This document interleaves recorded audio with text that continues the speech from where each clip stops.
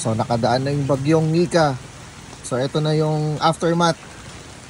So marami na rin mga nagli-clearing na mga kababayan natin. So may mga natumbang puno. Yan. Yan. So yung mga ibang puno dito na-cut na rin. Kasi kanina hindi ito madaanan.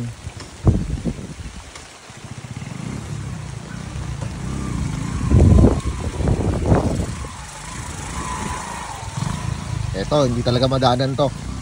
Bubigay yung puno.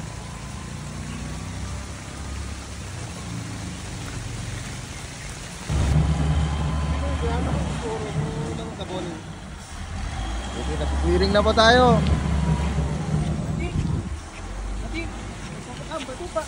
Pagkukap itong gano'n? Yeah, back po balot. Ay, gano'n. Oo. Ngayon back po. Nagbiring din. Nakabantay din po si Kapitana dito. Hello po, Kapitana. Ayan. Siyempre, ang Kapitana ng Silawan Sur. Nakatutok tayo lahat, nakabantay. Tulong-tulong.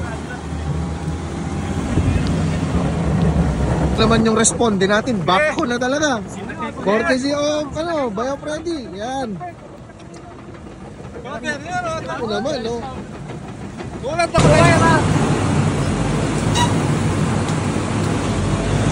Naman, no?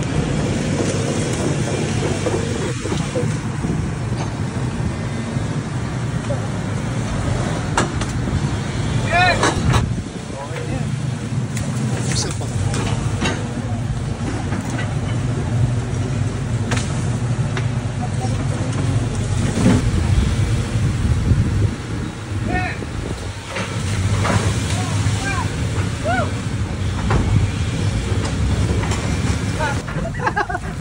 Nice one, nice one.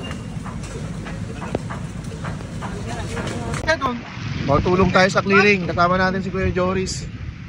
Tsaka syempre si Kuya Freddy. Clearing tayo, clearing. Meron tayong dalang heavy equipment.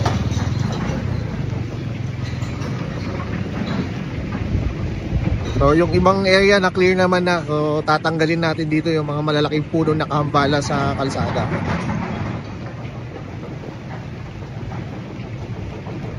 No, Acacia. Century na yan. Century old tree. So bumigay lang dito sa Bagyo Nika. Hello.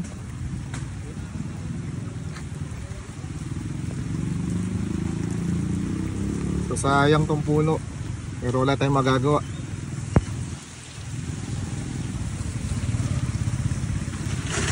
Yali. Wala sata pa kasi. Request yan ni Kuya Boy. Naman siya, ako na yun.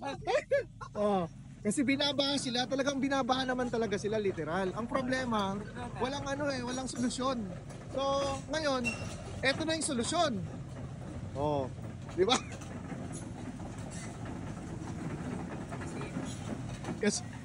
Kasi walang kabagay-bagay.